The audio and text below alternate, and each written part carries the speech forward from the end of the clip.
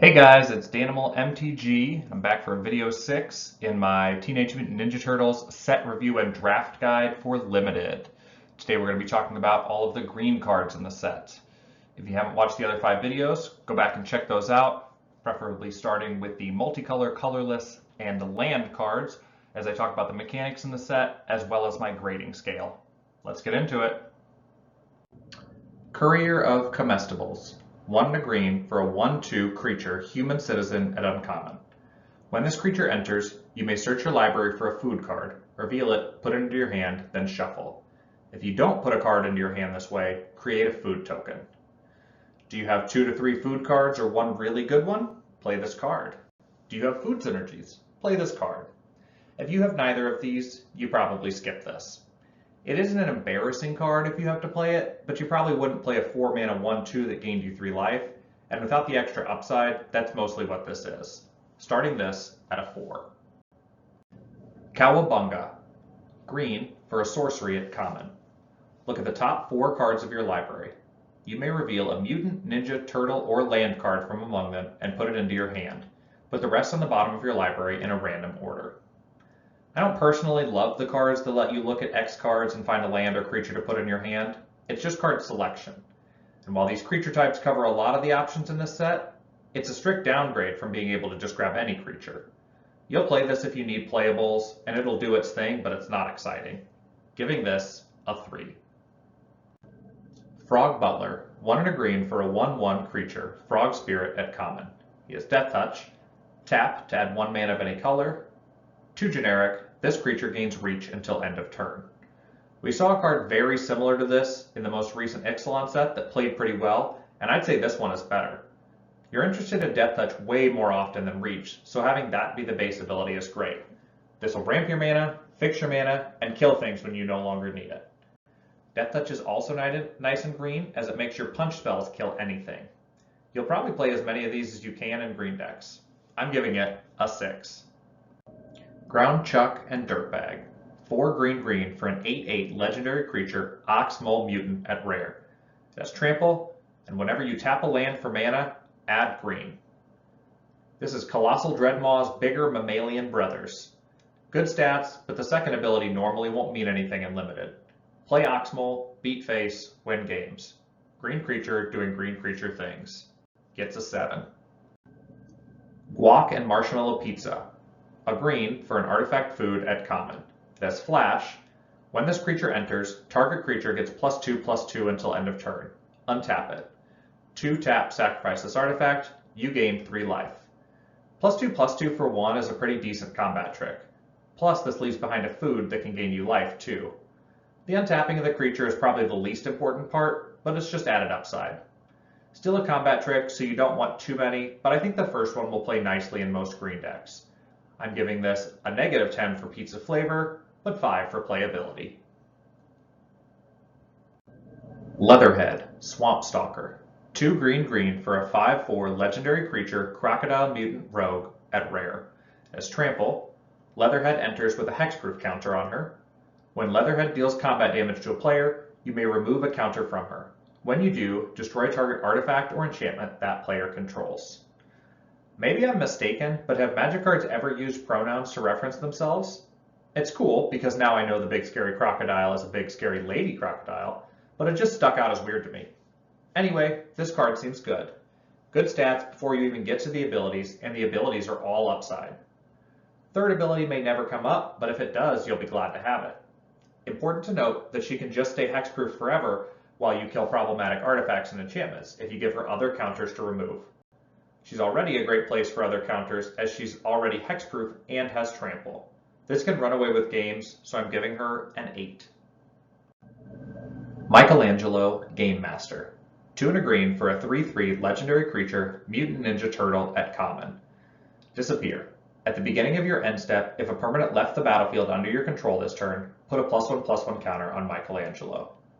I love this in green mutagen decks, which will basically be all of them. It turns all of your mutagen tokens into pay 1, get 2 +1/+1 counters. The second just has to go on Mikey. And it doesn't even have to be mutagen tokens to get the counter. Anything will count. This seems like a quality common in green decks. I know I've talked about how Disappear is harder to trigger consistently, but with the fact that his stats already start off as decent, I think I want to give this Mikey a 7. Michelangelo, Improviser. 3 and a green for a 4/4 legendary creature Mutant Ninja Turtle at Mythic Rare. He has Sneak for 2 green, and whenever Michelangelo deals combat damage to a player, you may put a creature card and or a land card from your hand onto the battlefield. This is a cool card to have Sneak. At the very least, you sneak out a creature to sneak in Mikey, and he just puts that first creature back in untapped. Now you didn't save any mana there, but maybe you did a little extra damage or rebought an ETB. Occasionally you'll sneak in Mikey and put out a big green stompy monster, and that'll feel great, but it doesn't always line up. You'll play it for that off chance and the minor value you may get from him, but otherwise it's just a 4/4 for 4, which is fine, giving him a 6. Michelangelo, Mutant BFF. 2 green for a 4/4 legendary creature Mutant Ninja Turtle at uncommon. Each creature you control with a counter on it can't be blocked by more than one creature. Whenever Michelangelo enters or attacks, create a mutagen token. Man, Mikey loves mutagen tokens because he synergizes so well with them. I love things that work well with +1/+1 counters because you use them to make the counters scary on other creatures, and then your opponent has the awful choice of what to remove. The threat that is actually killing them, or the enabler that is making everything scarier.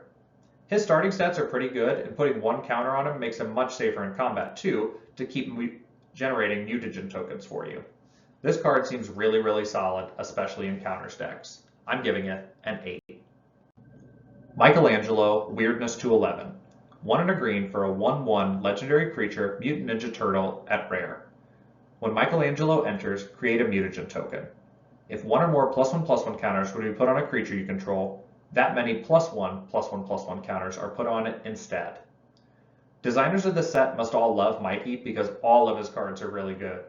This at the very worst is a 3/3 for 3, but ideally you keep him around and keep putting counters all over your other creatures so that you don't have all of your eggs in one basket.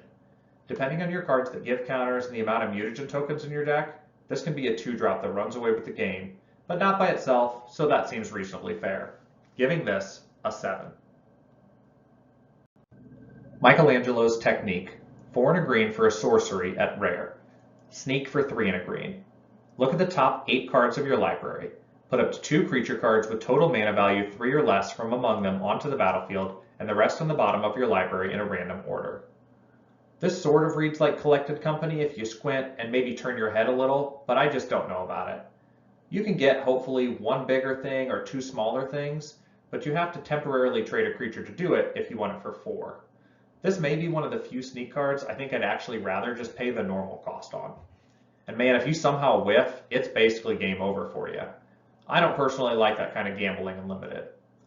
If you have some good ETBs or really good low CMC creatures, this gets better, but I'm not sold. Giving it a 4. Mona Lisa, Science Geek. 2 and a green for a 1/3 legendary creature Lizard Mutant at uncommon. As reach, and tap to add X mana of any one color where X is Mona Lisa's power. I'm a green player at heart and I love me some mana dorks, but this seems underwhelming. Sure, mutagen tokens or other buffs can help increase the mana production, but when you're spending 3 on this, plus whatever extra mana to buff it, so at the earliest you're probably activating this for like 3 to 4 mana on turn 5, it just seems very slow and needs a lot of setup to do much. Giving this a 4. Mutagen Man, Living Ooze. X green for a 2/3 legendary creature Ooze Mutant at rare. He has Trample. Activated abilities and artifact tokens you control cost 1 less to activate. Whenever Mutagen Man enters, create X mutagen tokens. This design is really cool. It's basically ETB put X counters wherever the heck you want because it makes the mutagen tokens free to use, but it's even better than that because you can save the tokens if you're not sure where to put them yet. This is a great payoff in mutagen-focused decks and a killer top deck in the late game as it just continues to scale all game long. Giving this a 9. Mutant Chain Reaction. 2 and a green for a sorcery at common. Destroy up to 1 target artifact, enchantment, or creature with flying. Create a mutagen token. Greed always gets a variation of this card and is almost always a sideboard card. This one gives you a mutagen token on top of the destroy effect, which is a nice addition, but doesn't move the needle much. Keep this in your sideboard for an opponent who has lots of targets. This gets a 4. New Generations Technique. 3 and a green for a sorcery at uncommon. Sneak for 2 and a green. Search your library for up to 2 basic land cards, put them onto the battlefield tapped, then shuffle. A new Explosive Vegetation is cool for a lot of commander decks, and if you sneak it, you even get a 1 mana discount. That being said, 3 and 4 mana ramp is a little more weird and limited, where you don't always have the time or the need to just ramp. If you have something crazy like Armagon or something like that gets more interesting, but otherwise, you have to have a board presence already or you're most likely just going to get run over. Format doesn't seem blisteringly fast so far, so you may have the time, but there also isn't really a dedicated ramp deck either, giving this a 4 to start. Novel Nunchaku. 2 and a green for an artifact equipment at uncommon. When this equipment enters, attach it to target creature you control. When you do, equipped creature fights up to 1 target creature an opponent controls. Equipped creature gets +1/+1 and has trample. I like this. 3 mana for +1/+1 in a fight at sorcery speed is a playable card, and this leaves behind the equipment to move around later. The equip cost is higher than I'd like for the buff, but since I play this without the equipment, the equip cost is just icing on the cake. Just be careful when you play this like all fight spells so that you don't get blown out. I'm giving this a 6. Party Dude. 1 green for an enchantment class at rare. Level 1 says, when this class enters, each player creates a food token. To get to level 2, you pay 1 and a green. Whenever an artifact an opponent controls is put into a graveyard from the battlefield, draw a card. To get to level 3, you pay 4 and a green, and whenever 1 or more of your opponents are attacked, up to 1 target attacking creature gets +X/+X until end of turn, where X is the number of cards in your hand.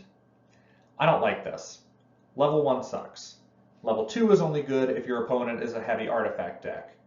Level 3 is a total investment of 8 mana and probably does nothing because in Limited you aren't usually holding a bunch of cards in your hand.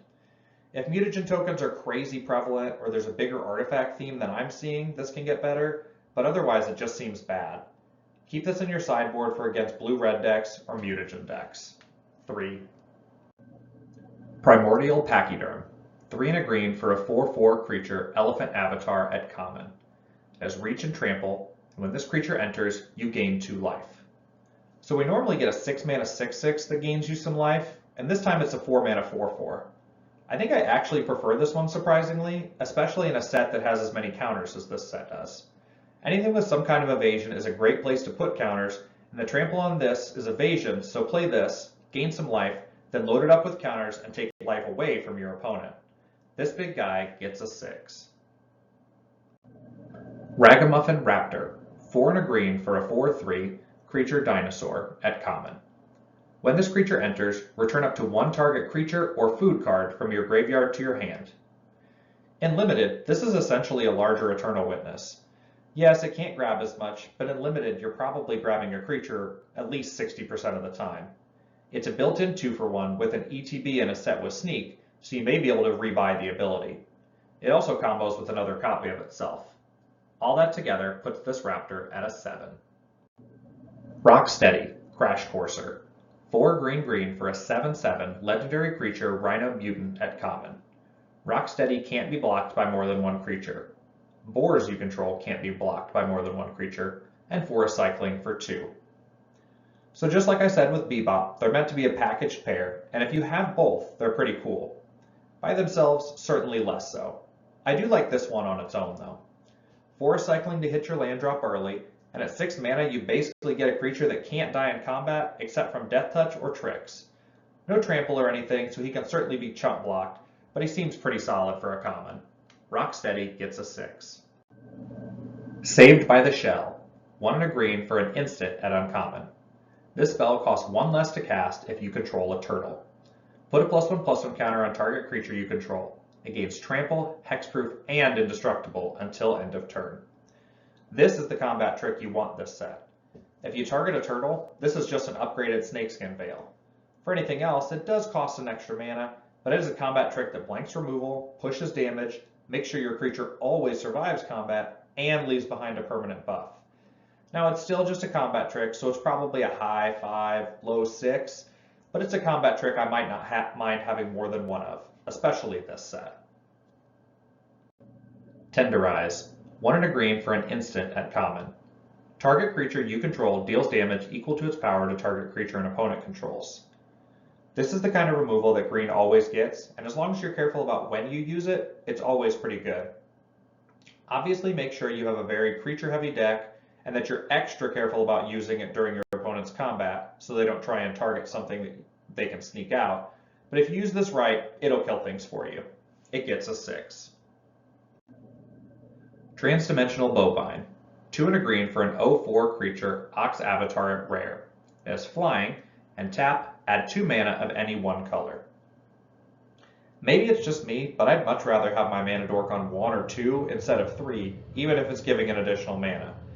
Yeah, I can get you a 6-drop on turn 4, but you have to have this on 3 and also have the 6-drop in hand. It does fix your mana and it blocks well, and I don't think you ever really cut it, but I'm not excited about it. Take your 5 and move on. Turtle Power. 2 and a green for an enchantment at rare. It has flash. Turtles you control get +2/+2. There are 29 turtles in the set. That's not a terrible number for a set this size. Only 12 of them are common or uncommon though, and that is a bad number. Then you have to take into account that you're probably not doing 5-color nonsense, and the number of possible turtles is really low. If everybody decides that they don't want to play turtles in the Ninja Turtle set, and you pick up a ton of them, play this and go nuts. But otherwise, I would avoid this, giving it a 1. Venus, Torn Between Worlds. 4 and a green for a 5/5 legendary creature, Mutant Frog Turtle at uncommon.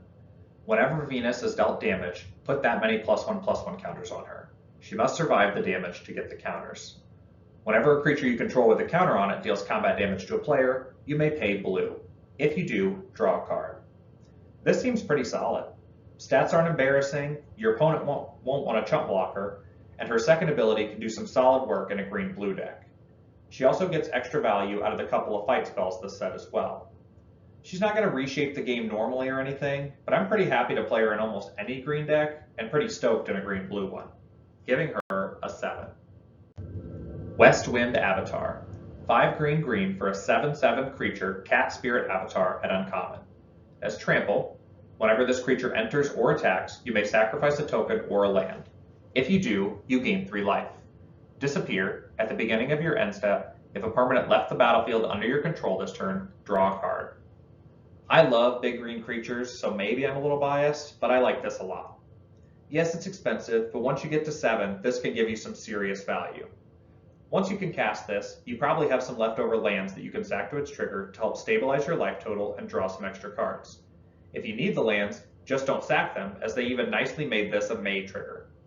And I know I've harped on how Disappear is semi-difficult to trigger all the time, but when it comes with a built-in way to trigger itself, that argument kind of goes away. I think I want to start this at a 7 because it's pretty expensive, plus a 7/7 for 7 mana, and I like the symmetry, but I could see this going even higher. And our last green card is Zoo Escapees. 1 and a green for 2/2 creature Boar Rhino at common. When this creature leaves the battlefield, create a mutagen token. Solid 2-drop for 2 decks. Green doesn't have as much sneak as black or white, but pair it up with whatever sneak you can to get extra value. Even if this just dies into 1 mutagen token, seems like a reasonable trade. 5 out of 10. And that's all the green cards in Teenage Mutant Ninja Turtles set review and draft guide. That has officially covered every color in Magic, so this will probably be my last draft guide video. I may put out some drafts online at some point, so you can check back for those. But if you like this video, like, share, and subscribe so that I can help out others. Thanks for watching.